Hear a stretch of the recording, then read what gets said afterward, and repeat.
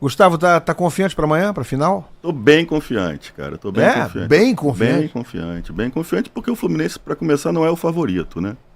Então isso já me aumenta a minha confiança. Para quem conhece um pouquinho da história do Fluminense, principalmente da história dos Fla-Flus, o não favoritismo do Fluminense me dá uma confiança, me renova a confiança, porque a história realmente mostra que a gente, nesses momentos, consegue tirar força, né? O Fluminense consegue, principalmente contra o Flamengo, tirar essa força. Então eu acho que assim, o time encaixou, né? Encaixou no momento certo, faltando ali uns 4, 5 jogos para trás, o time começou a jogar futebol, né? Que tava feia a coisa.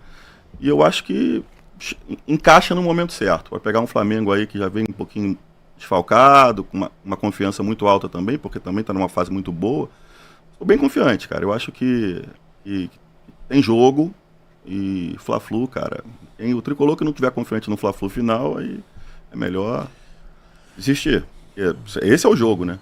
Eu acho que a sua confiança, e eu consigo entender bem a sua confiança, ela advém do histórico que o Fluminense tem contra o Flamengo em situações similares, né? Sim. O Fluminense entrar com um time, vamos falar o português, claro, mais fraco que o do Flamengo. Acho que o time do Fluminense é mais fraco que o do Flamengo, Sim. não é? É um time mais fraco no sim. papel e na prática.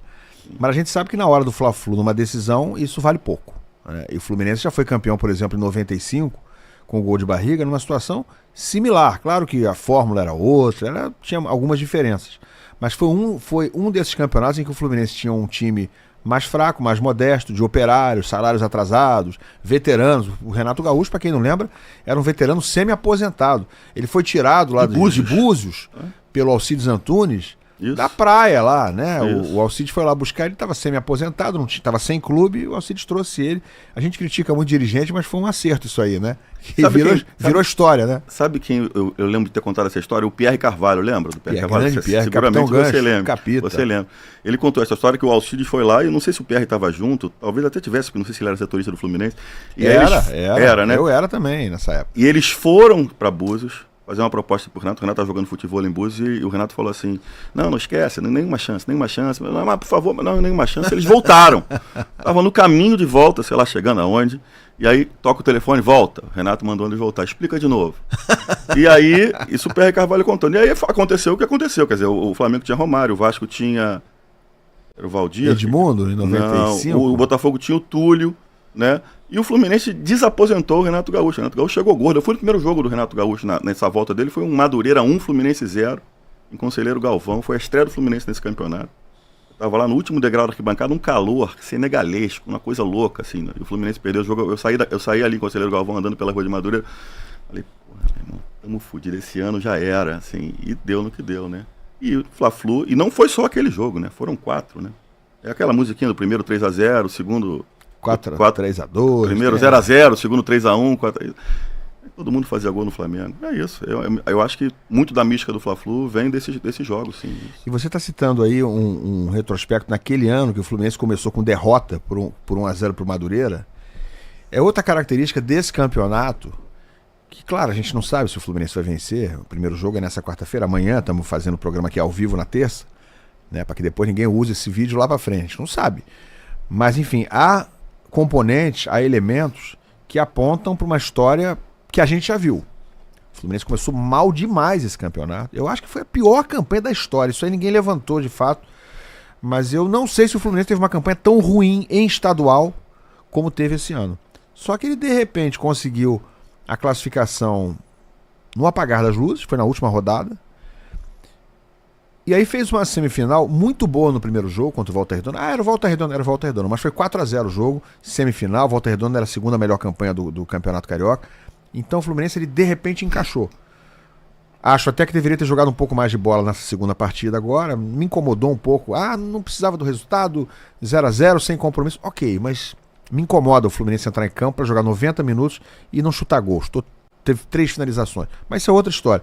Então o Fluminense veio de uma campanha muito ruim esse ano e encaixou ali no finzinho e periga ganhar o título. Sim. Então, assim, é mais um elemento, né? Sim, sem dúvida. A gente já viu isso acontecer várias vezes. E eu acho que pode se repetir, cara. Eu acho que o time encaixou num momento importante, quer dizer, que é um momento final, assim, e vai pegar um Flamengo, cara. Assim, de novo, a gente já viu essa história. O que o Fluminense não pode fazer, Ilan, É o que eu também já vi o Fluminense fazer. Porque o Fluminense tem um time mais fraco, vai bater de frente com o Flamengo, vai ganhar. Já aconteceu de não ganhar. E quando isso aconteceu? Eu lembro nesses jogos agora com o Odair no comando, o Fluminense foi para uma final com o Flamengo em 2020, 2021, os dois, eu acho que, não sei se era o Odair, os dois era o Odair. Em 20 acho que era, né? O Odair, os Cristóvão, outro, eu não sei. Sei que foram duas finais contra o Flamengo, e a gente simplesmente abdicou de jogar, né? O Fluminense não jogou, assim, jogava por uma bola. Como fez no Fla-Flu desse ano, né? No 0x0. Como fez no Fla-Flu. Não jogou, não entrou em campo, né? Mas era um outro Fluminense, era um time que não estava encaixado, era um time que não estava dando nenhuma mostra de que poderia jogar. Esse agora, desses últimos jogos, dá mostra de que é um time que consegue marcar em cima, tem um vigor físico interessante, consegue tirar o espaço do adversário, coisa que aquele Fluminense, nesse jogo que você está se referindo, não fez. Assim, a gente jogou assim, de uma forma muito reativa. Não gosto. Se o Fluminense entrar contra o Flamengo, jogando um futebol por uma bola, muito provavelmente vai perder o jogo. Mas muito provavelmente. Agora, se o Fluminense jogar como tem jogado, buscando o jogo, mesmo sabendo que tecnicamente é inferior, que na parte de entrosamento também a gente está abaixo do Flamengo, né? Mas brigar com o Flamengo, tentar o gol, tentar sufocar o Flamengo, como tem feito nos últimos jogos, eu acho que a gente tem chance. Eu acho que, no final das contas, essa mística do clássico tende a nos favorecer. Eu estou muito confiante por causa disso, cara.